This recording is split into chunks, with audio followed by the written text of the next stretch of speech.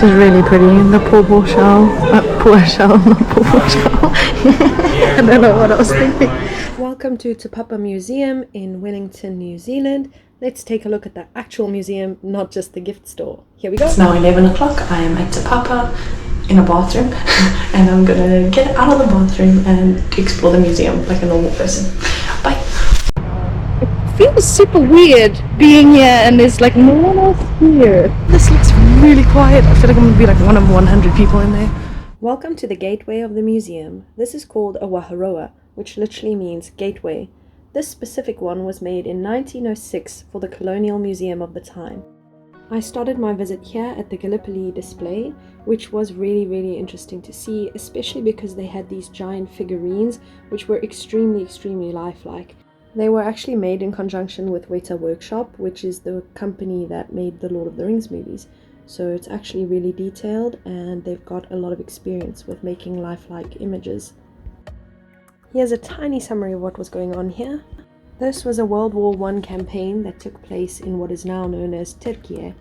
As you can see on the floor here, there's a timeline of everything that happened, but the goal of this campaign was to gain control of Constantinople, which is modern-day Istanbul, and to kind of knock the Ottoman Empire out of the war. But this failed. This exhibit has a lot of information. I've definitely left out most of it.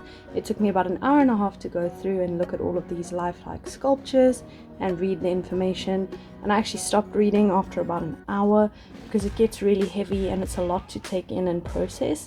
But it is very informational and informative, and I'm glad I started here because if I'd gone in later and I was already tired, I would have put less effort into reading the story, and it was quite like impactful to read it, so I'm glad I did read it.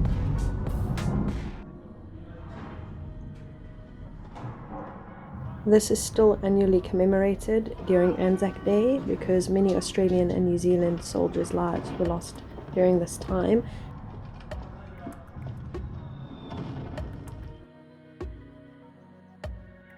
This display was pretty gruesome but really cool. You could see how different objects impacted humans differently during the battle.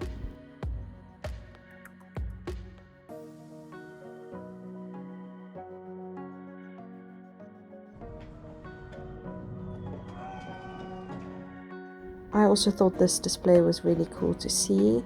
All these miniature figurines displaying how the soldiers were being tended to after receiving some injuries in war.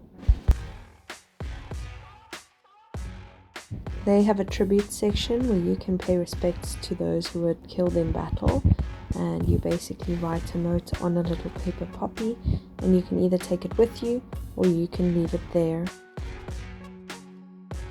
The stones here in the memorial area actually were donated from the original battle area, and I think that's pretty impactful as well. And I finished my visit to this section by following this tradition of sprinkling some water.